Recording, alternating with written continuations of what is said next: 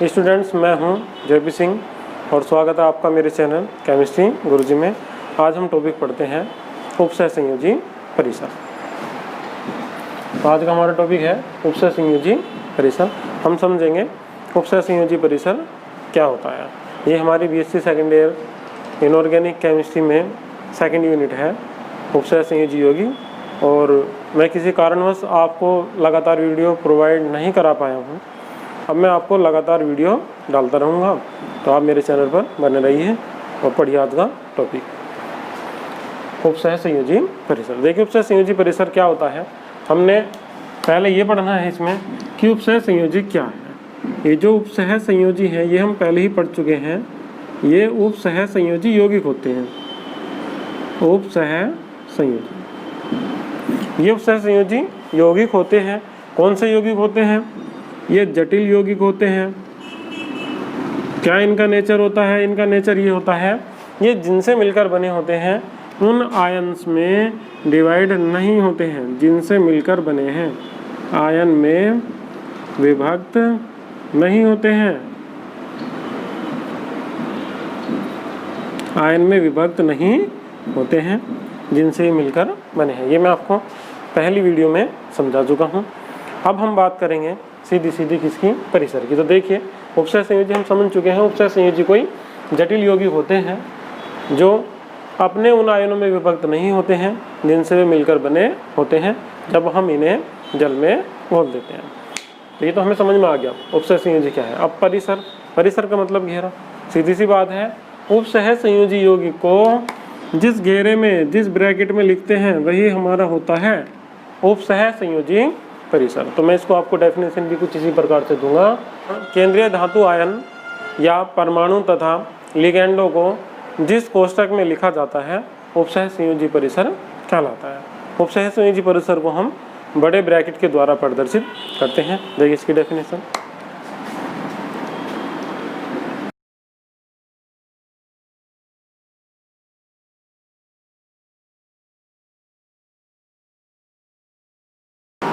ठीक है, देखिए ये हमारी इसकी डेफिनेशन हो जाएगी। केंद्रीय धातु आयन या परमाणु तथा लिगैंड को जिस कोष्ठक में लिखा जाता है उपसह संयोजी परिसर कहलाता है। इसे हम बड़े कोष्ठक के द्वारा प्रदर्शित करते हैं। चलिए इसका एक एग्जाम्पल देख लेते हैं, समझ में अच्छे से आ जाएगा। यहाँ मैं एग्जाम्पल ले रहा हूँ CuNH3 का होल 4। अब मैं आपको ध्यान से बता दूं, ये जो मैंने बड़ा ब्रैकेट लगाया है, ये बड़ा ब्रैकेट ही हमारा क्या है? यही है हमारा उपसह संयोजी परिसर। ये जो हमने बड़ा ब्रैकेट लगाया है ये हमारा बड़ा ब्रैकेट ही क्या है? उपसह संयोजी परिसर है। ये वाला, ये जो इधर लगा हुआ है। और ये जो इसमें Cu है, ये है यहाँ केंद्रीय धातु आयन, केंद्रीय धातु आयन या परमाणु। जो अवस्था हम फिलहाल यहाँ दिखा रहे हैं इसमें Cu परमाणु है, या Cu पे कोई भी चार्ज नहीं है। और ये जो NH3 है ये है हमारे पास में लिगैंड। NH3 है यहाँ हमारे पास में लिगैंड। इसकी संरचना अगर आप और तरीके से देखना चाहते हैं तो इसे हम कुछ इस प्रकार भी बना सकते थे। यहाँ हम लेंगे Cu और कितने NH3 जुड़े हुए हैं इससे? 4 NH3 जुड़े हुए हैं। तो चारों के चारों ही NH3 को बना देंगे। यहाँ एक और बना देंगे NH3 और एक NH3 बना देंगे NH3। तो NH3 क्या काम करता है? CuNH3 के बनने में जो NH3 होता है, NH3 एक दंती लिगैंड है। एक दंती लिगैंड का मतलब ये है कि NH3 एक लोन पेयर दान दे सकता है, एक एकांकी इलेक्ट्रॉन युग्म का दान दे सकता है, जिसे दे देता है किसे? Cu को। और Cu से बना लेता है एक कोऑर्डिनेट बॉन्ड। ये देखिए, ये चारों के चारों क्या काम करेंगे? एक कोऑर्डिनेट बॉन्ड बना लेंगे एक एक करके। किससे? Cu से, और जुड़ जाएंगे। तो इसकी संरचना आप कुछ इस प्रकार से भी बना के दिखा सकते थे। इससे अलग भी बना सकते हैं। कोई दूसरा एग्जाम्पल ले लेते हैं। चलिए, एक तो ये एग्जाम्पल हो गया है, एक दूसरा एग्जाम्पल इसका हम और ले लेते हैं एग्जाम्पल। तो एक एग्जाम्पल हम इसमें ये यूज़ कर देते हैं, FeCN का होल 6 और इसके ऊपर हम लगा देते हैं 4-। ठीक है, एक एग्जाम्पल इसका ये ले लेते हैं। तो देखिए इसमें ये हमने लगाया हुआ है, यही क्या है हमारा, जो हमने ये लगा रखा है यही है हमारा उपसह संयोजी परिसर। जो आपको ये बड़ा ब्रैकेट दिखाई दे रहा है यही हमारा क्या है, यही है हमारा उपसह संयोजी परिसर। और ये जो आपको ये CN दिखाई दे रहे हैं यहाँ CN6, ये है हमारे पास में यहाँ, ये हमारे लिगैंड है। और ये जो हमारे पास में यहाँ Fe है, ये हमारा है यहाँ केंद्रीय धातु आयन। ये है हमारा केंद्रीय धातु आयन, ये हमारा केंद्रीय धातु आयन है। ठीक है, इस अवस्था में ये परमाणु नहीं है, केंद्रीय धातु आयन है। अगर हम इसकी भी संरचना बनाना चाहेंगे तो इसकी संरचना भी कुछ इसी के प्रकार की बन जाएगी। जो Fe होगा उसे बीच में लेंगे और 6 CN जोड़ देंगे हम इससे।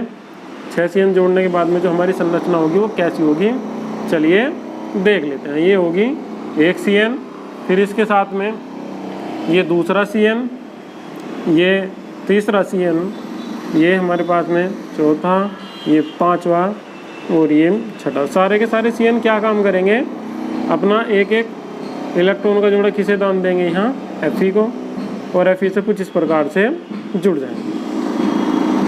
अब आप एक और विशेष बात का ध्यान दीजिए, जब आप इसे बनाएंगे तो एक CN पे होता है एक माइनस, तो मैं यहाँ फिलहाल आपको माइनस लगा के दिखा रहा हूँ। 1 2 3 4 5 6 6 माइनस आ गए, मगर ऊपर कितना माइनस आ रहा है, 4 माइनस, सॉरी ऊपर आ रहा है इसमें 4 माइनस। आप इसमें देख भी सकते हैं, हमने यहाँ 4 माइनस लिया हुआ है। तो यहाँ Fe पे हमारे पास में कितना है, 2 प्लस है। जब यहाँ Fe पर 2 प्लस होगा तो Fe क्या काम करेगा, अपने 2 प्लस से इसके 2 माइनस क्या हो जाएंगे, कैंसिल। या तो आप इसे इस तरीके से बना के दिखा दीजिए, नहीं तो आप इसे क्या काम करेंगे, इनमें से किसी 2 के 2 प्लस इससे ख़त्म हो जाएंगे, 2 प्लस से 2 माइनस, और हम इसके बाद में क्या लगा के दिखा देंगे इस पर, जैसे हमने यहाँ लिख रखा है FeCN का होल 6 और 4 माइनस। तो हम चाहें तो इन्हें यहाँ से हटा भी सकते हैं, और हटाने के बाद में इसमें ऊपर क्या दिखा देंगे, यहाँ हम दिखा देंगे इस पर 4 माइनस, ये भी दिखा देंगे। तो इसकी संरचना इस प्रकार से भी बना के दिखा सकते हैं, जिस प्रकार से मैंने आपको दिखाई है। तो मेरे विचार से उपसह संयोजी परिसर आपको अच्छे तरीके से समझ में आ गया। एक बार मैं फिर एक्सप्लेन कर देता हूँ। केंद्रीय धातु आयन या परमाणु और लिगैंड को जिस ब्रैकेट में लिखते हैं, ठीक है, जिस कोष्टक में लिखा जाता है, वही उपसह संयोजी परिसर कहलाता है। इसे हम बड़े ब्रैकेट के द्वारा प्रदर्शित करते हैं। इन एग्जाम्पलों से हम इसे समझ चुके हैं। तो चलिए स्टूडेंट, अब हम पढ़ते हैं अपना अगला टॉपिक। ये जो हमारे टॉपिक हम पढ़ रहे हैं अभी इस यूनिट से, ये हमारे एग्जाम में 2-2 नंबर में ही आते हैं। ये कोई लॉन्ग क्वेश्चन या लॉन्ग टॉपिक नहीं है, ये स्मॉल टॉपिक हैं जो 2-2 नंबर में आते हैं। तो अगला हमारा टॉपिक है उपसह संयोजन संख्या। उपसह संयोजन संख्या क्या होती है, जो भी हमने पढ़ा था उपसह संयोजी परिसर और उपसह संयोजी यौगिक। तो उपसह संयोजी यौगिक में हमारे पास में एक तो केंद्रीय धातु आयन या परमाणु था, और दूसरा था हमारे पास में लिगैंड। केंद्रीय धातु परमाणु या आयन और लिगैंड एक दूसरे से सह संयोजी बंध के द्वारा जुड़े हुए होते हैं या उपसह संयोजी बंध के द्वारा जुड़े हुए होते हैं। तो इस बार हम जो काउंटिंग करते हैं वो किसकी करती हैं, केवल और केवल उपसह संयोजी बंधों की काउंटिंग करते हैं।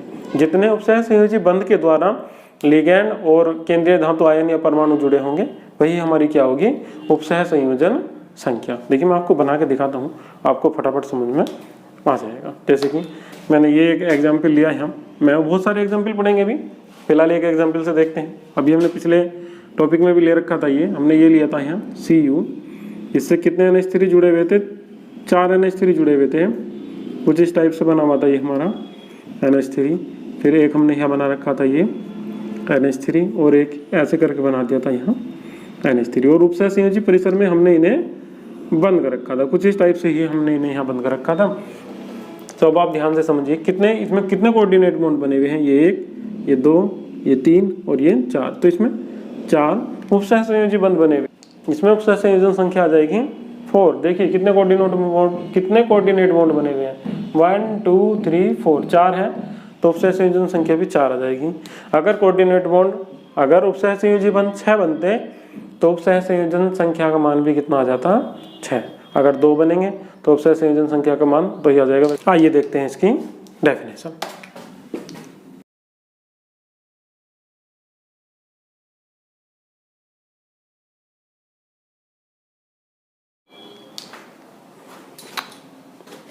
चलिए देखिए इसके एग्जाम्पल। तो ये हमने कुछ यहाँ जटिल यौगिक लिए हुए हैं। अब देखते हैं इनमें उपसह संयोजन संख्या कितनी है। देखिए Fe यहाँ क्या है, केंद्रीय धातु आयन है और इससे कौन जुड़ा हुआ है, CN लिगैंड है, इससे जुड़ा हुआ है। एक CN लिगैंड एक ही कोऑर्डिनेट बॉन्ड बनाता है। तो यहाँ कितने जुड़े हुए हैं, 6। तो 6 CN कितने बॉन्ड बना देंगे, 6 ही बना देंगे। तो उससे संयोजन संख्या का मान कितना आ जाएगा, 6 आ जाएगा। फिर इसके बाद में हमने इसका दूसरा एग्जाम्पल लिया हुआ है। इसमें केंद्रीय धातु आयन या परमाणु कौन है, CO यहाँ एक आयन है। इससे कौन कौन लिगैंड जुड़े हुए हैं, 4 NH3 जुड़े हुए हैं और 2 Cl। ध्यान रखिए लिगैंड हम केवल वही लेंगे जो उपसह संयोजी परिसर के अंदर है, बाहर का नहीं लेंगे। ठीक है, जो बाहर उपस्थित होंगे वे उपसह संयोजी बंध नहीं बनाते हैं, केवल सहसंयोजी बंध बनाते हैं। हमें केवल वे गिनने हैं जो उपसह संयोजी बंध हैं। ठीक है, देखिए ध्यान से। तो कितने हो गए, ये 4 और ये 2, 6। तो यहाँ उपसह संयोजन संख्या कितनी आ जाएगी, 6 आ जाएगी। जुड़े हुए हैं तो संख्या कितनी आ जाएगी, 4 आ जाएगी।